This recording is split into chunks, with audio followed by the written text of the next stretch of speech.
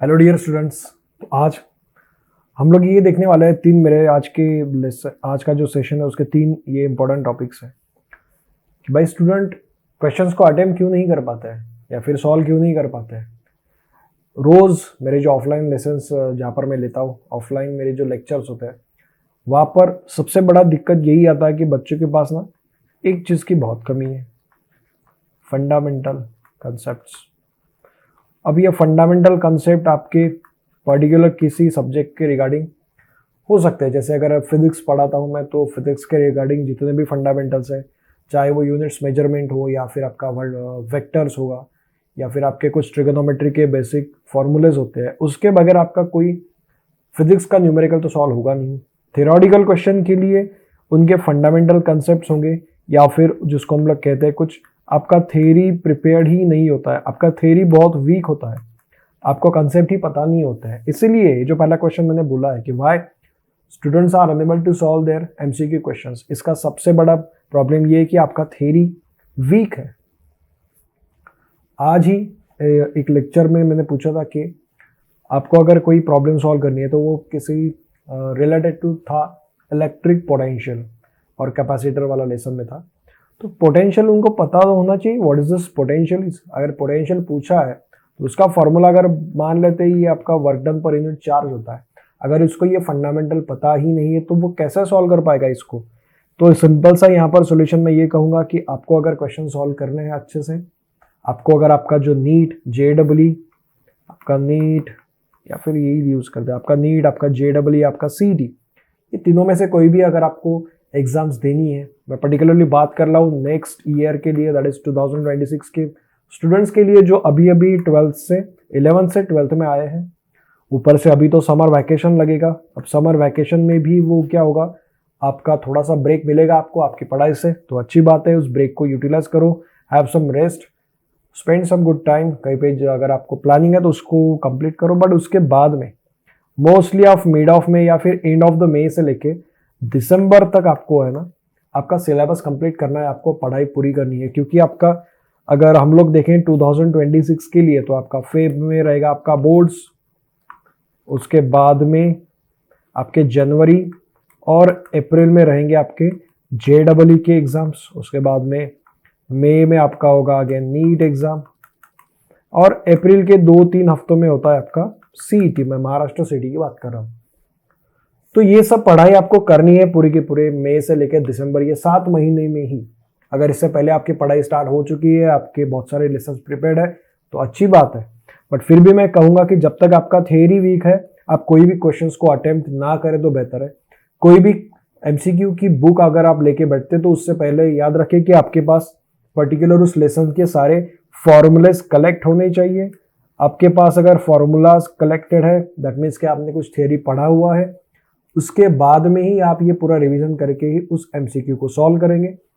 So that ये होगा कि आज आपको उस MCQ को सॉल्व करने को थोड़ा टाइम लगेगा, जो कि ठीक है, नॉर्मल है।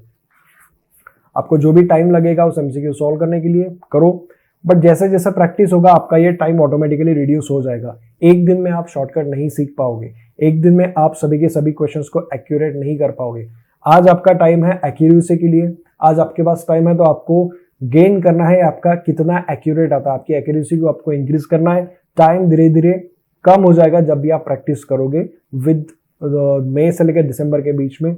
आप जितने ज़्यादा आपके कोचिंग इंस्टीट्यूट में या फिर आपके कॉलेजेस में जो भी टेस्ट होते हैं उसको आप रेगुलरली देते रहोगे तो एक दिन आएगा कि आपका ये time to solve those MCQs correctly ये रिड्यूस हो ही जाएगा, बट विद द टाइम।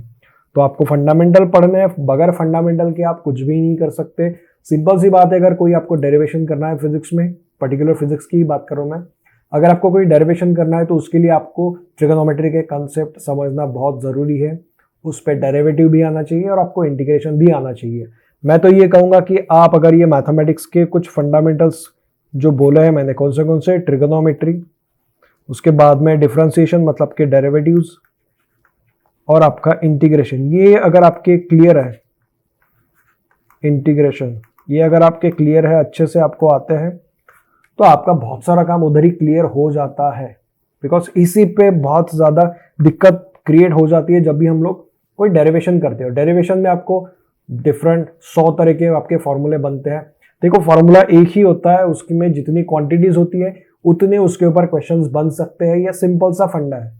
अगर आपके पास में सिंपल सा formula F is equals to mass into acceleration, तो यहाँ पर तीन चीजें दिख रही है, मास दिखता है, एक्सेलरेशन दिखता है और ये फोर्स दिखता है। तो तीन क्वांटिटीज है तो इसके ऊपर तीन क्वेश्चंस बन गए।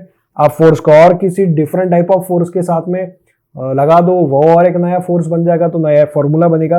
तो इस तरह से आपको रिलेट करते आना चाहिए। और ये आप रिलेशन इंटर रिलेट कब कर पाओगे डिफरेंट फॉर्मूलाज के साथ में, जब आपका थ्योरी पिटपैट है, आपका थ्योरी अच्छा है। अगर आपका थ्योरी अच्छा नहीं है तो आप इस एमसीक्यू को सॉल्व करोगे भी तो बहुत ज्यादा टाइम लग जाएगा और हो सकेगा तो उसमें एक्यूरेसी भी नहीं आएगा। सो फंडामेंटल आपको क्लियर करने हैं। मैथमेटिक्स के भी फंडामेंटल तो बहुत ज्यादा जरूरी है। हो सकता है बहुत बार ऐसा होता है कि जब आप 11th से 12th में जा रहे हो, still students are not feeling confident about this basic concept. आपका ये यूनिट्स एंड मेजरमेंट, उनको वेक्टर ही समझ में नहीं आता है, आपको उनको पैरेललोग्राम लॉ कहाँ पर यूज करना है ये तक समझ में नहीं आता है।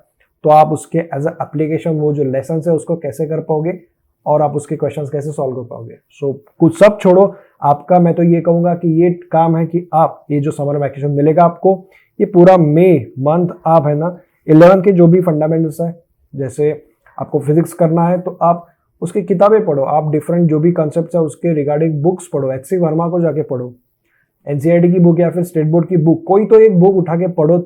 बुक पढ़ोगे तो आपको पता चलेगा कि इतनी सारी चीजें होती है। रीडिंग बहुत जरूरी है, रीडिंग मैटर्स, तो इसलिए आपको रीडिंग करो। मई मंथ यूटिलाइज करो इन सब रिविजन्स के लिए। तब तक 12th का कोई टॉपिक करो ही मत, आई विल से।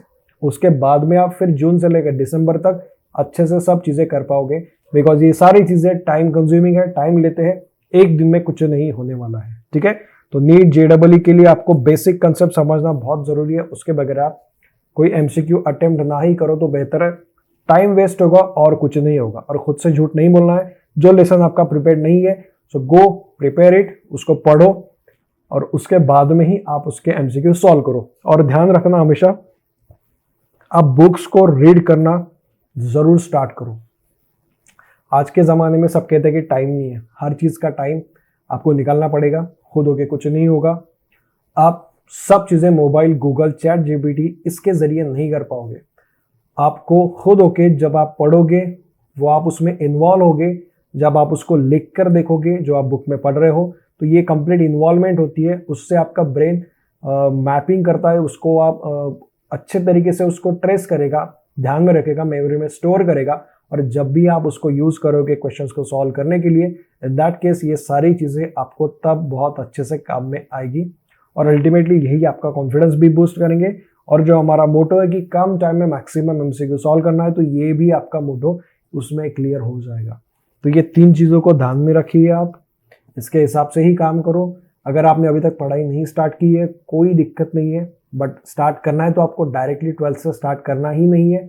आपको 11th के जो लेसन्स है, शुरुआती लेसन्स है, जैसे कि अगर हम लोग बात करें इलेक्ट्रोस्टैटिक्स के, तो 12th में तो इतने सारे लेसन्स है। फिजिक्स में इलेक्ट्रोस्टैटिक्स है, वो कैपेसिटेंस, उसके बाद कैपेसिटर्स का स्टडी है, उसके बाद में इलेक्ट्रिक करंट है, आफ्टर दैट AC सर्किट्स है, मैग्नेटिज्म है, इलेक्ट्रोमैग्नेटिक इंडक्शन है, ये सारे लेसन्स वहाँ पर है। तो इसका फंडामेंटल आपको 11th में दिखेगा। इलेक्ट्रोस्टैटिक्स सेपरेट लेसन है, मैग्नेटिज्म सेपरेट लेसन है, electric current through conductor separate lesson है। आप जाके उसको पढ़ो।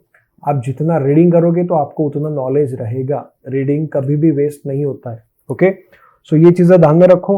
और जैसे ही ये हमारा एक जस्ट इंफॉर्मेटिव वीडियो था हमारे इस चैनल पे, नेक्स्ट लेक्चर हम लोग स्टार्ट करने वाला है 25 अप्रैल से ही। तो मोस्टली हम लोग स्टार्ट करेंगे इलेक्ट्रोस्टैटिक्स से। तो आप जाके इस वीडियो के डिस्क्रिप्शन में जाकर उस वीडियो को देख सकते हो। हम लोग स्टार्ट करने वाला है electrostatics for mostly the next year batches. Okay, so thank you to watch this video till the end. इस वीडियो को शेयर करो अपने दोस्तों के साथ एंड उन्हें भी ये सब चीज़ें करने के लिए मोटिवेट करो। Thank you so much.